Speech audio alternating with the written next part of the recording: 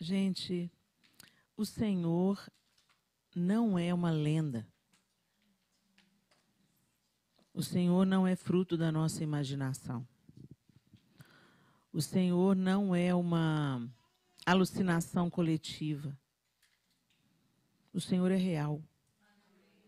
Ele é o Criador de todas as coisas. E todas as coisas se submetem ao senhorio de Cristo. Todas, todas, todas, todas, todas. Esse furacão pode ser assustador para o homem, mas nada mais adequado do que a gente, diante do furacão, reconhecer o nosso estado. Nós somos pó, nós somos pequenos, nós somos frágeis, nós somos vulneráveis. Mas quantas vezes somos tão orgulhosos que essa oportunidade que a gente tem de contemplar a força da natureza, que a gente nos faça lembrar, nos leve a lembrar da força de quem a criou. Se a natureza tem essa força e poder, você imagina quem a submete, quem a criou. Então, eu sei que às vezes pode parecer muito aterrorizante, né, a gente olhar para as previsões, para as possibilidades. Mas o Senhor não perdeu o controle de nada. E nós somos dele.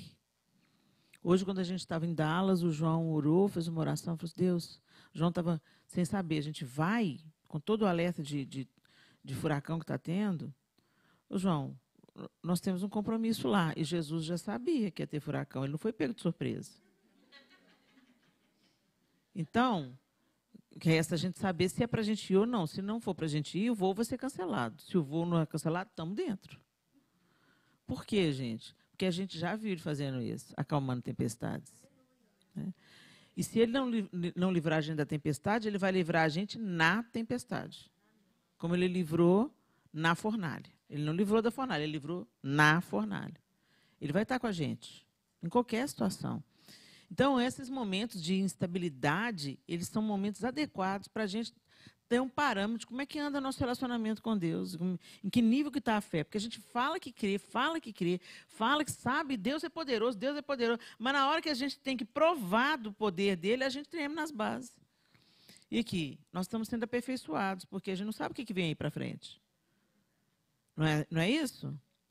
Se você está lendo as Escrituras, se você sabe as profecias, e se você está olhando para o estado em que o mundo está, você sabe que o barco já está sacudindo muito antes desse furacão chegar. Né? O Senhor está nos aperfeiçoando em todas as circunstâncias, atraindo o nosso olhar para Ele e que a gente entenda de uma vez por todas. Você está olhando para a tempestade porque está olhando para a fúria do mar, por quê? Pedro, por que você está olhando para a fúria do mar? Olha para mim. Então, que o Senhor aquiete o nosso coração, de fato.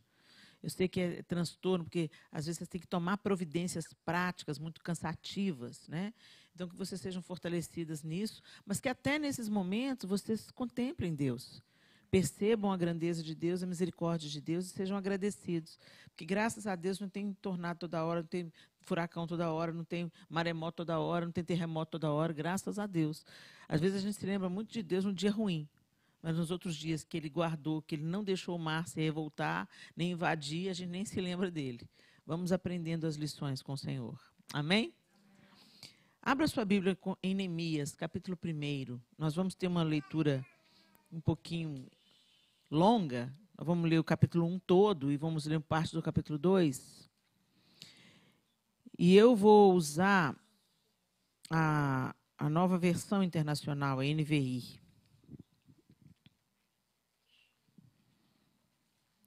Palavras de Neemias, filho de Acalias. No mês de Quisleu, no 20º ano, enquanto eu estava na cidade de Suzã, Anani, um dos meus irmãos, veio de Judá com alguns outros homens. E eu lhes perguntei acerca dos judeus que restaram, os sobreviventes do cativeiro, e também sobre Jerusalém. E eles me responderam: aqueles que sobreviveram ao cativeiro e estão lá na província passam por grande sofrimento e humilhação. O muro de Jerusalém foi derrubado e suas portas foram destruídas pelo fogo. Quando ouvi essas coisas, sentei-me e chorei. Passei dias lamentando-me, jejuando e orando ao Deus dos céus.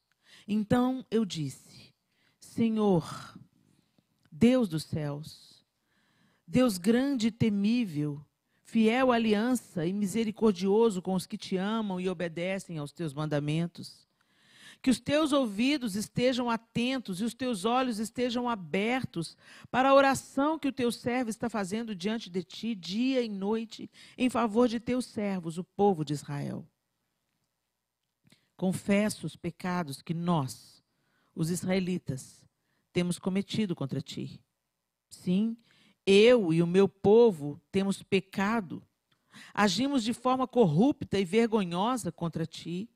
Não temos obedecido aos mandamentos, aos decretos e às leis que deste ao teu servo Moisés. Lembra-te agora do que disseste a Moisés, teu servo: se vocês forem infiéis, eu os espalharei entre as nações. Mas se voltarem para mim, obedecerem aos meus mandamentos e os puserem em prática, mesmo que vocês estejam espalhados pelos lugares mais distantes debaixo do céu, de lá eu os reunirei e os trarei para o lugar que escolhi para estabelecer o meu nome. Estes são os teus servos, o teu povo. Tu os resgataste com teu grande poder e com teu braço forte. Senhor, que os teus ouvidos estejam atentos à oração deste teu servo e à oração dos teus servos que têm prazer em temer o teu nome. Faze com que hoje este teu servo seja bem-sucedido, concedendo-lhe a benevolência deste homem. Nessa época, eu era o copeiro do rei. Continua no capítulo 2. No mês de Nissan, do 20º ano do rei Artaxerxes, na hora de servir-lhe o vinho, levei-o ao rei. Nunca antes eu tinha estado triste na presença dele.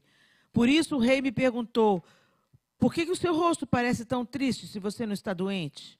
Essa tristeza só pode ser do coração. Com muito medo, eu disse ao rei: que o rei viva para sempre. Como não estaria triste o meu rosto se a cidade em que estão sepultados os meus pais está em ruínas e as suas portas foram destruídas pelo fogo? O rei me disse: o que você gostaria de pedir?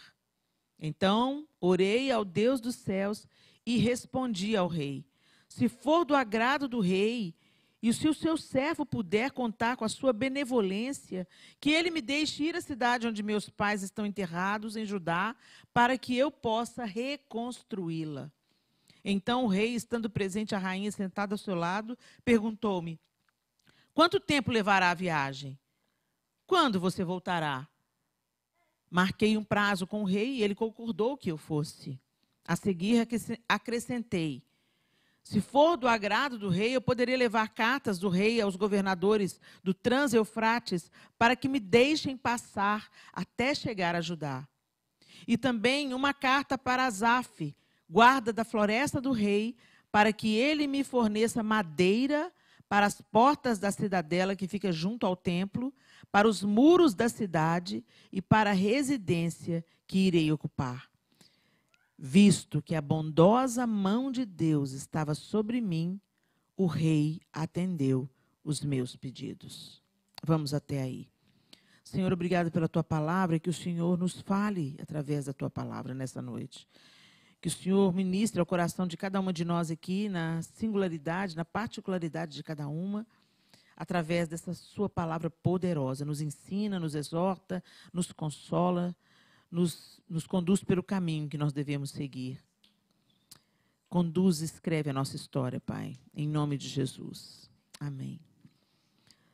Gente, tem algumas coisas aqui nesse texto que me chamam muito a atenção. Neemias estava também no exílio, servindo na casa de Artaxerxes, e ele estava bem posicionado lá. Ele era querido pelo rei, a gente vê isso claramente, Porque, embora ele fosse um copeiro do rei, que servisse na presença do rei, o rei prestou atenção que ele estava triste.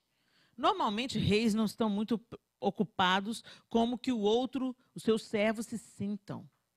E naquele dia chamou a atenção do rei Artaxerxes que o semblante de Neemias estivesse caído. E ele então pergunta: o que é que aconteceu? Você não está doente? Por que você está triste? E está falando aqui, o próprio Neemias narra que ele nunca tinha estado triste na presença do rei. Então, quando você vê uma pessoa alegre, não é agradável estar perto dela? Não é gostoso? Ela nos transmite algo bom?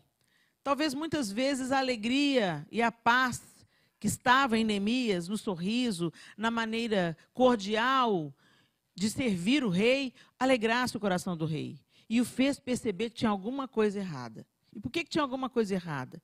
Porque Neemias tinha recebido uma notícia de que ele estava bem, ele estava bem instalado, ele estava com um bom emprego, ele era bem quisto, mas ele recebeu a notícia que com o povo dele a coisa não ia bem assim, não.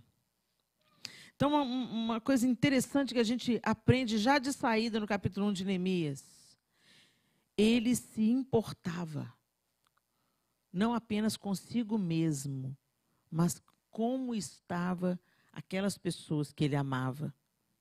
Sua nação, sua gente, seu povo, a cidade onde seus pais estavam sepultados.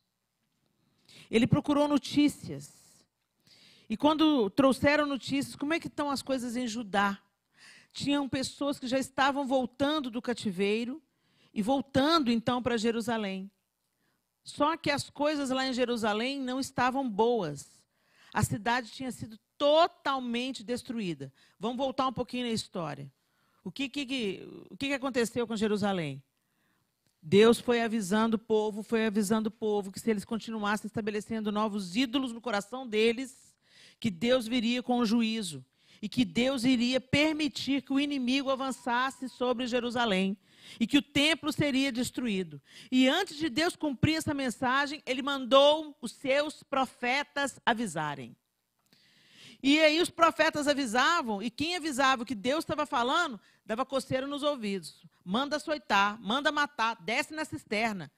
Claro que Deus não vai fazer isso. É claro que Deus não vai destruir. Claro que Deus é bom. Deus é bom. E tinham outros profetas dizendo o que o povo queria ouvir. Eles não deram atenção ao Senhor, o seu Deus, e deram atenção às palavras que eram confortáveis para os seus ouvidos. Esse é um alerta que a gente precisa ter nos nossos dias. A gente quer ficar num ambiente onde todo mundo massageia o nosso ego. A gente quer ouvir a palavra de vitória, o culto da coragem, o culto da prosperidade. A gente quer correr atrás do profeta. Se eu tenho um dom de profecia aqui, esse culto estava coalhado de gente lá fora. Por quê? Porque Helena entrega a profecia até com o número do CPF. Você não precisa de um profeta que entrega a profecia com o número do CPF. Vai ler a Bíblia. Vai ouvir direto a voz de Deus. Mas a gente gosta de ouvir profeta. E eu creio nos profetas. Agora, eu creio que quando Deus quer falar com a gente através do profeta, Deus nos encontra. Ele sabe onde a gente mora. E outra coisa, Deus nunca vai dizer na boca do profeta algo que é contra a sua palavra escrita. Mas tem um tanto de gente que está escutando falsa profecia, falsos profetas, porque trazem uma palavra de consolo, uma palavra de encorajamento. Eis que te digo, filha, tu és muito amada. Tá, me conta uma novidade.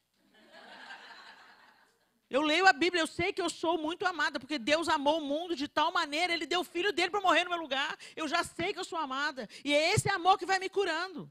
Mas a gente não lê a Bíblia, e a gente, qualquer mentirinha que entra, a gente cai dentro.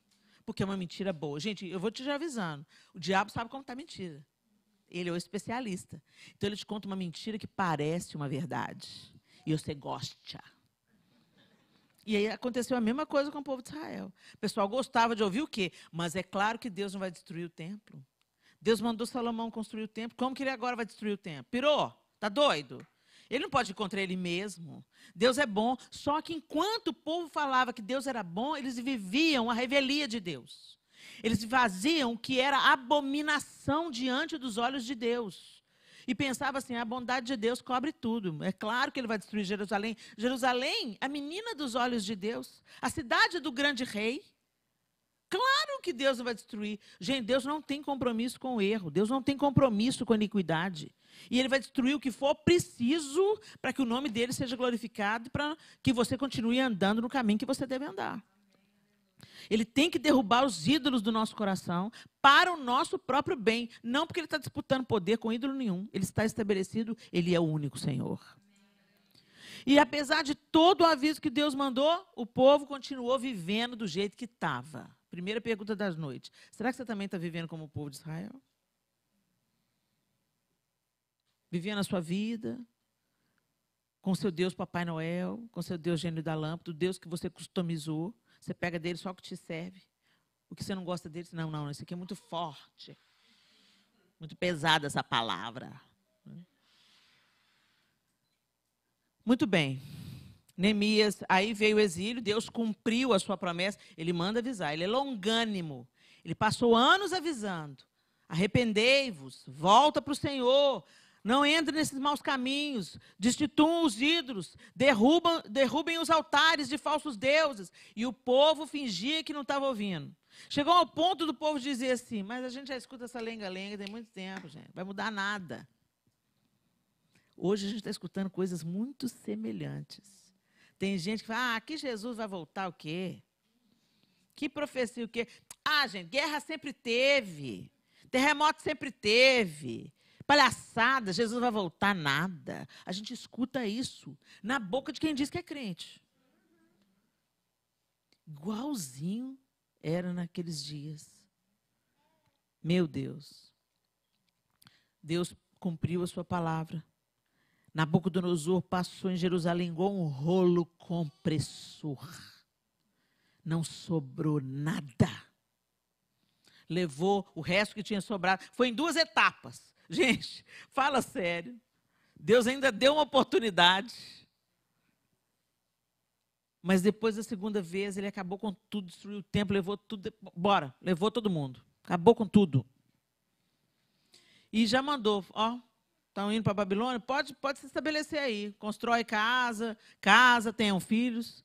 Porque os profetas falavam, não, vai ser rápido, a gente logo vai voltar. 70 anos.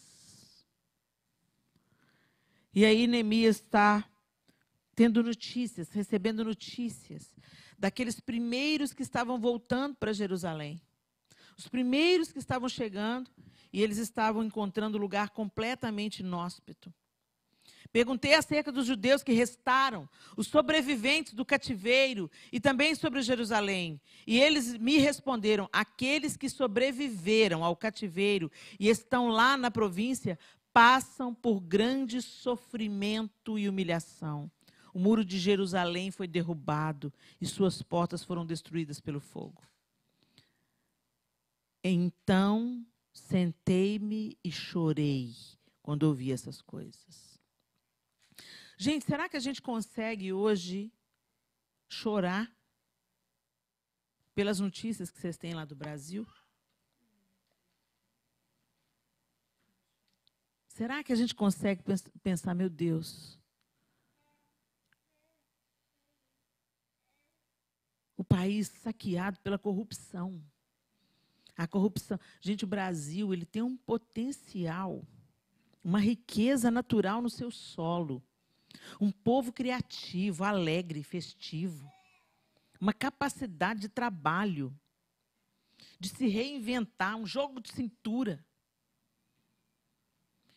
E é garfado pela corrupção que há anos e anos e anos varrem a nação. E quando aparece alguém para querer destruir esse sistema, o sistema quer engolir. O sistema quer engolir, porque mama nas tetas da nação, às custas da pobreza extrema, da falta de saneamento básico, das coisas primordiais. Vocês estão vivendo aqui, vocês veem a diferença, eu não preciso contar para vocês. Eu agora vou voltar para o Brasil, depois de ter passado 3 meses aqui, eu vou ter que readaptar. Gente, é uma coisa brutal, eu tenho que readaptar, porque as coisas são feias, disformes, sujas. E por causa do povo? Não. Porque não tem estrutura, porque o dinheiro não vai para onde que tem que ir, para melhoria, para infraestrutura. Gente, é um absurdo. E quando a gente começa a ver o Brasil começando a respirar e tomando o rumo de, olha, pode melhorar, nós estamos sob pesada ameaça de voltarmos à estaca zero. E quando a gente escuta isso, a gente fala assim, eu tenho misericórdia. Porque o que já era ruim pode ficar pior, porque o aborto pode ser legalizado. Os recados já foram mandados. Nós vamos acabar com a classe média. Nós vamos acabar com a propriedade privada. Nós vamos estabelecer o aborto. E quem está de olho na América Latina inteira está vendo o mesmo movimento que está acontecendo na Colômbia, o que está acontecendo no Chile. A gente está vendo os padres e freiras sendo mortos na Nicarágua. Gente, será que a gente chora como Neemias chora? Será que a gente chora pelos cristãos que estão sendo perseguidos lá no Oriente Médio, degolados, simplesmente por serem cristãos? Ou será que a gente está confortável no palácio? Será que a gente está voltado só para o nosso umbigo, gente?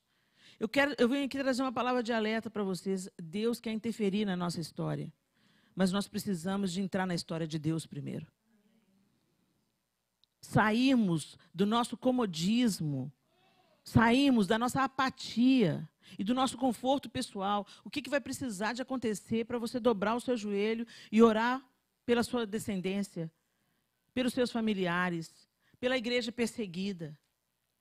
A igreja não é abrigo nuclear. Ah, eu estou na igreja, estou salvo, minha família, todo mundo é crente, que o mundo queime lá fora. Isso não tem nada a ver com o cristianismo, gente. Deus amou o mundo de tal maneira que Ele deu o seu Filho. Jesus veio aqui, Jesus encarnou na nossa roupa, na nossa carne. Ele se vestiu da nossa humanidade, para que a gente tivesse vida, e vida em abundância. E para a gente ir fazer o mesmo, para a gente derramar nossa vida na vida dos outros. E é nesse lugar que a gente experimenta plenitude, coragem, vitória.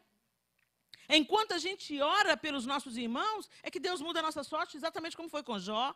É quando a gente se envolve com a necessidade do outro e se apresenta como solução na vida do outro, que uma alegria plena toma o nosso coração. O egoísmo só nos torna mais pesados, mais arrogantes e mais insatisfeitos. Quem é egoísta não está satisfeito com coisa nenhuma. Tem sempre uma crítica para fazer. Tem sempre alguma coisa para reclamar.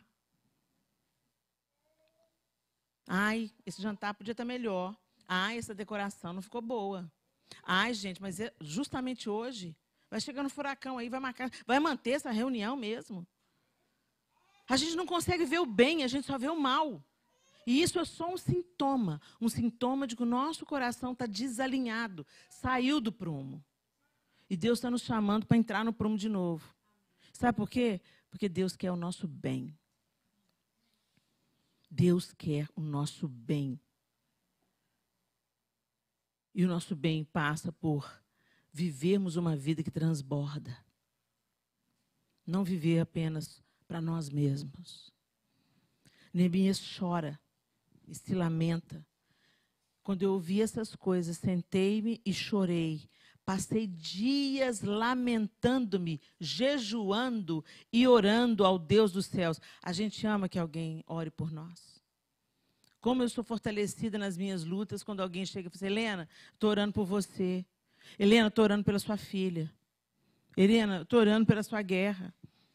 Como eu me sinto encorajada, como eu me sinto consolada. E tem dias que eu sei que eu só atravesso porque eu sei que Deus levantou alguém para orar por mim. Você já sentiu a força da oração de alguém para você? É bom, não é? Então aprenda a retribuir. Aprenda também a orar por alguém.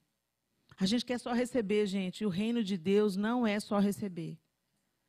Jesus diz assim que melhor, mais bem-aventurada coisa é dar do que receber. Porque quando a gente dá o tempo, o talento, o dom, o dinheiro, o sapato, a roupa, a comida, quando a gente compartilha a vida ganha cor e significado e propósito. Mas nós estamos definhando atrás da promessa de felicidade, o que deveria nos curar está nos matando, porque está nos tornando egoístas, centrados em nós mesmos. E aí, Neemias ora. E essa oração de Neemias, ela é magnífica. Primeiro porque ela reconhece o Senhor Deus dos céus, Deus grande e temível, fiel, aliança e misericordioso com os que te amam e obedecem. Para comigo um pouquinho e pensa nessa oração. Deus para você é grande e temível? Ou o furacão é maior? Você já parou para contemplar Deus?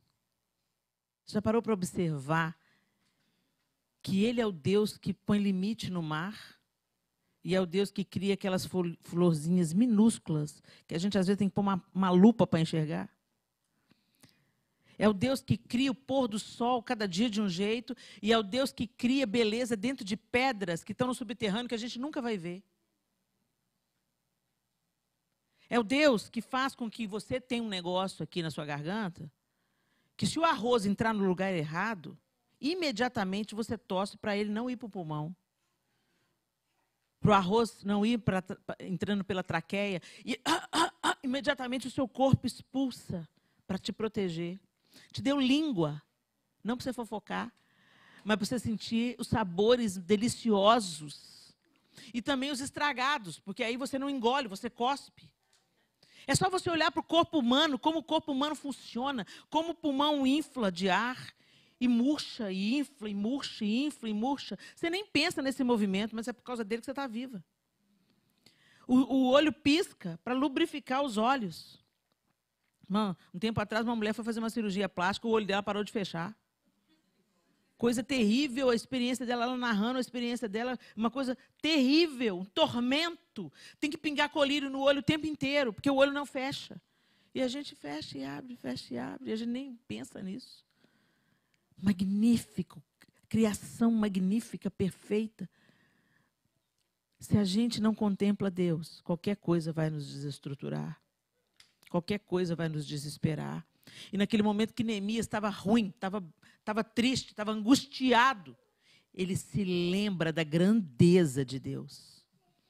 Deus, Senhor dos céus, Deus grande e temível, fiel à aliança e misericordioso com os que te amam e obedecem aos teus mandamentos.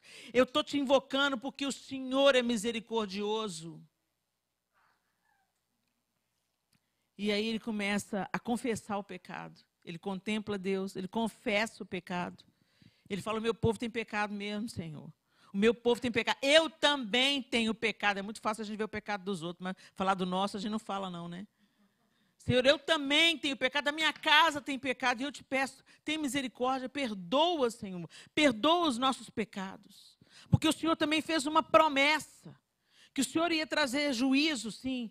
Mas se nós nos voltássemos para o Senhor e nos arrependêssemos, gente, o Senhor, Ele está pronto para ouvir o clamor daquele que se arrepende.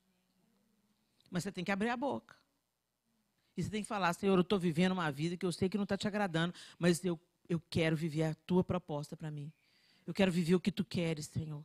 Eu confesso meu pecado, eu estou indiferente, eu estou fria, eu estou crítica. Eu não leio a palavra, eu estou caçando profeta. Eu ponho defeito em tudo. Deus, põe a mão em mim, Senhor. Põe as duas mãos em mim, Jesus. E não me solta, não, pela sua misericórdia e graça. E me transforma pelo teu poder. E me faz entrar no teu propósito. Eu quero viver o teu plano, a tua vida para mim. Neemias faz isso. E ele pede para Deus favorecê-lo. E aí no capítulo 2, a gente vê ele diante do rei. E é tão lindo que o rei percebe, ele pede ao rei um tempo para ir ajudar a reconstruir o que estava quebrado. O que você está reconstruindo? Porque o mundo quebrado, a gente está aí.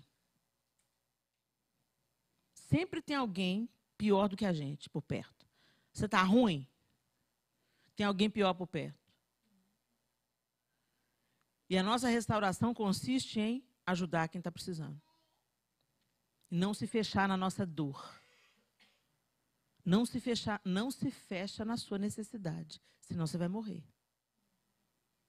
Não se fecha na sua dificuldade. Você não vai vencer. Deus não fez a gente para viver isolados. Gente, a egolatria, o egocentrismo, o egoísmo é um instrumento do inferno para te destruir. Quando nós semeamos na vida de alguém, quando a gente ajuda alguém a sair do buraco, quando a gente se apresenta como solução para um problema, é nisso que consiste a verdadeira felicidade, porque a gente frutifica.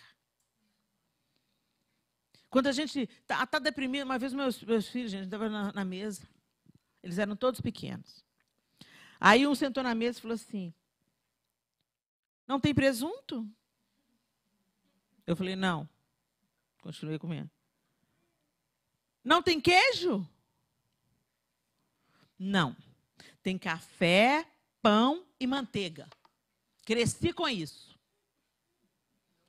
Não quero comer. Ah, gente.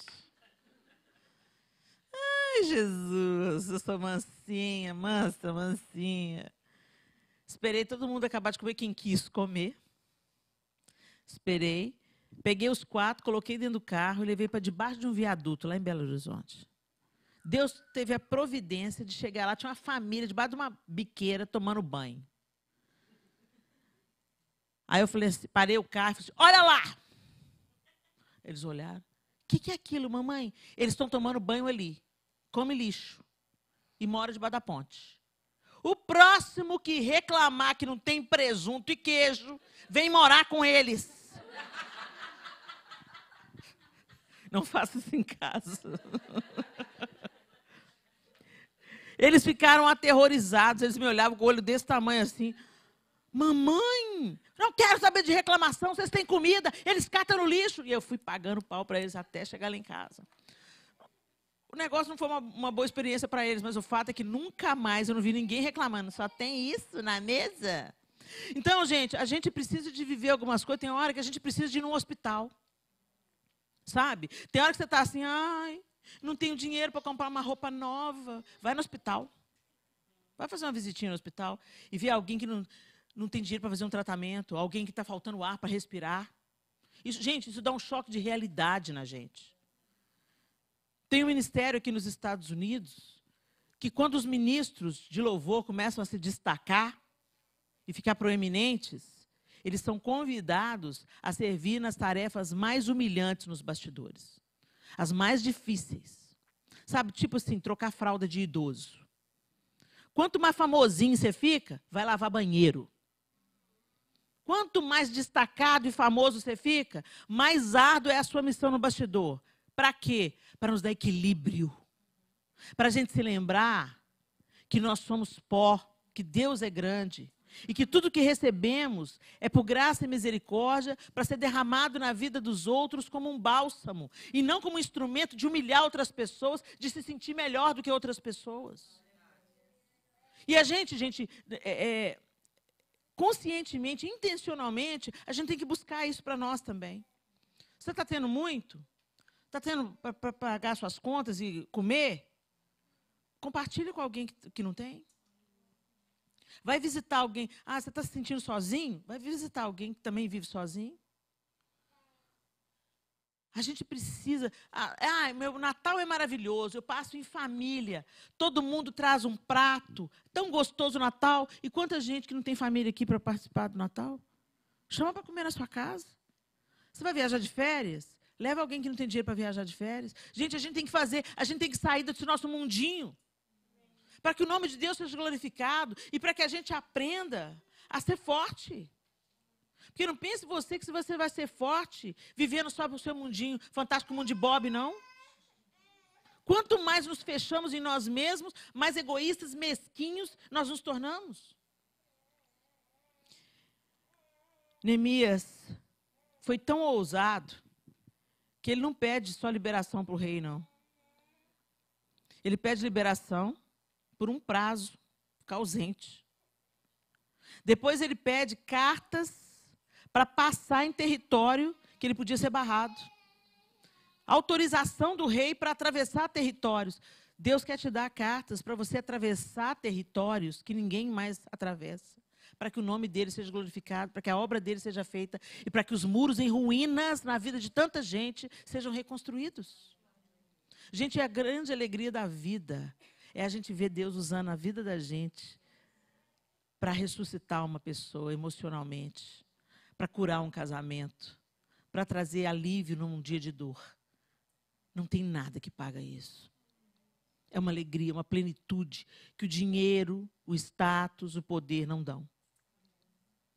Porque reverbera em vida para a eternidade. Para que a gente está vivendo, gente? Ele pede as cartas. E no final, o ousado do Neemias ainda pede madeira. Ele pede o material para reconstruir os muros. E o rei fez o quê? Deu. Deu prazo, deu as cartas e deu o material. Se você está sendo um cooperador de Deus, não vai te faltar nada. Não vai te faltar ousadia, não vai te faltar coragem, não vai te faltar força, não vai te faltar provisão, não vai te faltar nada. Se você está vivendo para derramar na vida do outro, não vai te faltar nada. Se está te faltando alguma coisa, é hora de você fazer uma revisão no plano. Porque a Bíblia fala assim, vocês pedem e não recebem, porque vocês pedem mal para gastar nos seus próprios prazeres. É a única situação que a gente vê que Deus não dá. Às vezes a gente está gastando mal o que Deus tem nos entregado, nos confiado. Eu me lembro de uma pessoa que trabalha aqui, e ela me falou assim, eu estava precisando de trabalhar, Helena. Estava precisando de trabalhar. E naquele dia, eu precisava de fazer uma faxina para entrar o dinheiro, para eu pagar uma conta. Mas uma menina entrou no meu carro e ela estava destruída por uma situação que estava acontecendo na vida dela. E Deus falou comigo assim, deixa a faxina. Leva ela para tomar um café e ministra na vida dela. Escuta o que ela tem a dizer. Escuta. Ela está precisando dos seus ouvidos. Escuta. Deixa ela aliviar o coração. Ela falou assim, joguei a faxina para lá, passei para outra pessoa. Falei, vai lá fazer a faxina no meu lugar que eu não vou poder ir. Eu não podia abrir mão daquele dinheiro naquele dia, Helena. Mas Deus falou claramente, vai derramar o seu tempo, os seus ouvidos na vida dessa menina. Fomos tomar um café, era o último dinheiro que eu tinha na carteira. Tomamos o café, ela me falou tudo que ela tinha que falar, se sentiu mais aliviada, eu pude ministrar ela, orar com ela, deixá-la em casa. Pois não levou meia hora depois que eu deixei ela em casa. Eu ganhei o dobro do que eu ganharia fazendo a faxina. Alguém pôs no envelope e deixou na casa dela para ela. Deus não fica devedor ninguém que está fazendo, que está culiado com Ele, como a gente diz lá em Minas, entendeu? Anda colado em Deus. Faz o que Ele quer que você faça. Entra na história de Deus para Ele mudar a sua história. Pisa dentro, aceita esse desafio. Não viva só para você, não viva só no seu mundinho. Envolva-se com as coisas de Deus e com aquilo que glorifica e exalta o nome do Senhor, aquele que salva pessoas. E quando ele recebe isso tudo, o que me chamou mais atenção nesse texto, ele fala assim, visto que a bondosa mão de Deus estava sobre mim, o rei atendeu os meus pedidos.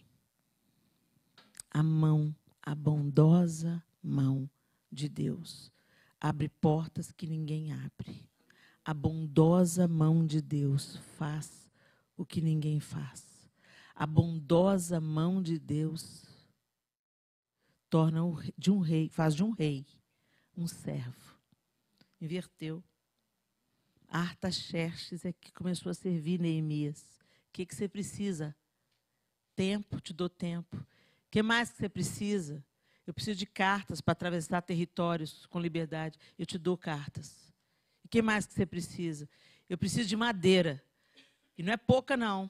É para reconstruir os muros, é para construir madeira para os portões, madeira para os muros, madeira para a casa que eu vou morar. Mas a bondosa mão do Senhor estava sobre ele. Será que a bondosa mão do Senhor está sobre nós? As portas estão abrindo para você ou estão fechando? Para que nós estamos vivendo? Somos parceiros na história do Senhor? Eu tenho uma coisa muito clara no meu coração para essas eleições no Brasil. Duas coisas vão acontecer. Se um candidato ganha, nós vamos ter garantida a nossa liberdade religiosa, por um tempo ainda. No mínimo, a nossa liberdade religiosa. Não é para a gente ficar deitado eternamente em berço esplêndido.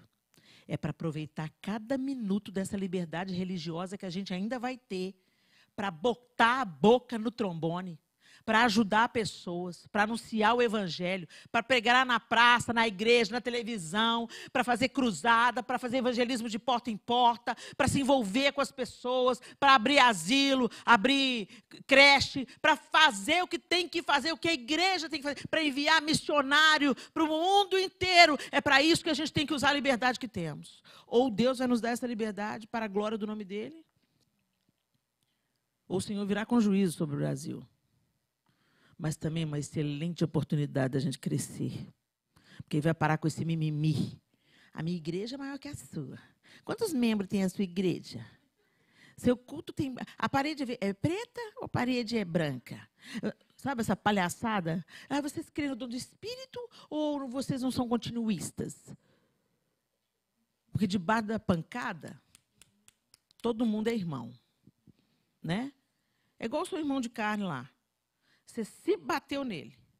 Mas não vem ninguém de fora bater, não. Não é assim? Pois é. Quando os tempos difíceis chegarem na igreja, é isso que vai acontecer. A pancada vai provocar a unidade. Porque quando todo mundo começa a sofrer, a gente vê isso historicamente, desde a igreja primitiva. Todo mundo ia para a arena, todo mundo sofria, era morto. E quanto mais batia, mais unidos eles ficavam. É a igreja na China. É a igreja perseguida, é a igreja underground, é a igreja que mais cresce na face da terra. A gente pede um avivamento, a gente não sabe por qual via ele vem. A via do sofrimento, uma via recorrente. Como é que nós vamos ser encontrados? Mimizentos ou prontas a entrar na história de Deus e deixar a história de Deus mudar a nossa? Feche os seus olhos. Mas não dorme, não. E eu queria que, por um momento, você pensasse em Neemias como o cara que estava vivendo num ambiente longe de conflito. Ele estava vivendo num ambiente, num bom ambiente. Ele estava no palácio. A dor, a humilhação, os muros queimados, moradia de chacais, zombaria, motivo de zombaria, estava lá longe, lá em Jerusalém. Mas quando ele ouviu, ele se compadeceu, e ele se envolveu, e ele aceitou a proposta de Deus. Não é isso que Deus tem para o seu povo. Não é a destruição. Deus, chegou o tempo. Eu preciso de reconstruir os muros. Eu preciso de me envolver nessa reconstrução. Deus te trouxe para a América. Eu não sei como que você chegou aqui. Talvez por caminhos bem tortuosos, bem difíceis.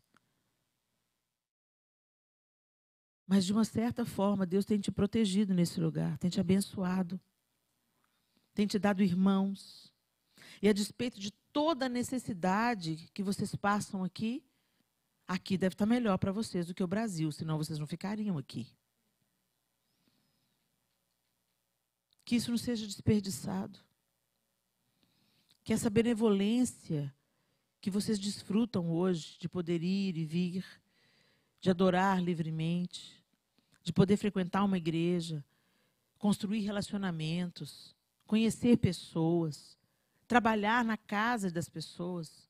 Que essa seja uma oportunidade de trazer sobre você a bondosa mão do Senhor para que você se torne instrumento na vida de outras pessoas e entre na história de Deus. A gente quer que Deus tenha aliança conosco e que Deus mude a nossa história. Mas se aliance com Ele também. E se envolva na história que Ele quer escrever na vida de outras pessoas também. Não deixe Satanás te aprisionar com uma gaiola de ouro. Neemias podia ter ficado lá, servindo vinho para Artaxerxes, um lugar onde ele era benquisto, já tinha o seu trabalho garantido, o seu salário, a sua vida. Mas ele se lembrou do projeto de Deus para o povo de Israel. E esse povo precisava ser restaurado para que o Messias chegasse até nós e fôssemos alcançados por Ele. O Senhor te alcançou por graça e misericórdia. Que a bondosa mão do Senhor esteja sobre você, não apenas para suprir as suas necessidades, mas te levar a transbordar e abraçar aquilo que Deus quer fazer através de você. Todo mundo que está aqui nessa sala pode fazer alguma coisa por alguém. Todo mundo. Ah, mas eu não tenho nada, Helena. Sim, você tem alguma coisa sim. Você tem ouvidos para ouvir uma pessoa desesperada. Você tem um sorriso para ir no hospital visitar alguém. Você pode oferecer um café para alguém que se sente solitário, que chegou há pouco tempo no Brasil, do Brasil. Você pode servir a essa igreja. Tantas coisas para serem feitas, poucos para fazer. Porque estamos envolvidos na nossa própria história e naufragando nela. Mas quando você abraça a história de Deus e o propósito de Deus para você, sua vida ganha significado. A felicidade bíblica, eu já compartilhei isso com vocês aqui da última vez que eu estive. Ela não é só uma disposição emocional favorável. Ela atinge os seus fins, cumpre o seu propósito e floresce. É isso que Deus quer fazer, que você atinja os seus fins. Cumpra o seu propósito, o propósito que Ele desenhou para você na terra. E o florescer vem como consequência. Feliz quem teme o Senhor e anda nos seus caminhos. Pai, nós te louvamos por essa noite. O Senhor é o Deus da história. E todos os dias de cada um de nós aqui nessa sala estão contados pelo Senhor. O Senhor nos conhece mais do que a gente mesmo se conhece. E nós queremos dizer, ó Deus, que muitas vezes nós sucumbimos a esse estilo de vida que nos é proposto. Uma vida de muito trabalho, corrida, envolvida em tantas coisas que não são plano de Deus para a gente. Ou desconectadas de que o Senhor está no nosso trabalho, de que o Senhor está na nossa escola, de que o Senhor está quando a gente está dirigindo pelas ruas dessa cidade, que o Senhor está. Nós queremos ter consciência da Tua presença e entendermos, ó Deus, que nós não estamos aqui só para mamar nas tetas da América. Nós não estamos aqui, Senhor, só para pagar a nossa dívida lá no Brasil. Nós não estamos aqui, Senhor, só buscando desfrutar da segurança, da baixa violência, das oportunidades que essa nação tem para nos oferecer. Nós estamos aqui, Senhor, como profetas do Senhor. Nós queremos, Senhor, ser como Neemias, abraçando aquilo que o Senhor quer que a gente abrace, ocupados com a reconstrução dos muros desolados e arruinados, dos portões queimados, de tantas famílias, de tantas realidades. Desperta-nos, ó Deus, desse sono que vivemos e que tem nos deixado cada vez mais críticos, julgadores, insolentes, murmuradores. Tem compaixão de nós, Senhor. Nos perdoa. Muda a nossa história, Deus. Nós queremos que o Senhor mude a nossa história e nos tire do egoísmo, da egolatria, da vivência para nosso próprio fim. Mas que a gente viva por algo muito maior do que qualquer uma de nós aqui. A gente viva para a glória do Senhor. Viva atento, Senhor, atentas àquilo que o Senhor quer fazer cada dia da vida. Todo dia o Senhor tem a capacidade de abençoar alguém através da nossa vida. E nós não queremos estar insensíveis à Tua voz e ao Teu mover em nós, porque nós sabemos que nesse lugar também é um lugar da nossa felicidade e plenitude. Nos ajuda. Espírito Santo de Deus, nos convence. E que a boa mão do Senhor esteja sobre cada uma de nós aqui, como esteve sobre Neemias, para fazer a obra que o Senhor deseja que façamos. Nós queremos abraçar a Tua história e queremos que a Tua história invada a nossa. Em nome de Jesus. Amém e amém. Eu queria dar uma oportunidade de vocês. Fiquem de pé. E antes da gente encerrar esse momento, eu queria que vocês orassem umas pelas outras. Eu acho que a gente começa aí, né? A gente quer servir uns aos outros, então que a gente comece orando umas pelas outras. Pega uma pessoa aí perto de você e pergunta para ela, você tem algum motivo específico de oração? Sejam bem objetivos. Você tem algum motivo específico? Você não precisa de entrar em 1000 detalhes. Olha, ora pelo meu trabalho, eu preciso de solução. Ora pelo meu casamento, preciso que Deus aqueça o meu coração. Ora pelo meu relacionamento de amizade, ora pela minha moradia. Exponha aí o seu pedido e pode abrir a sua boca e orar pela sua irmã, em nome de Jesus.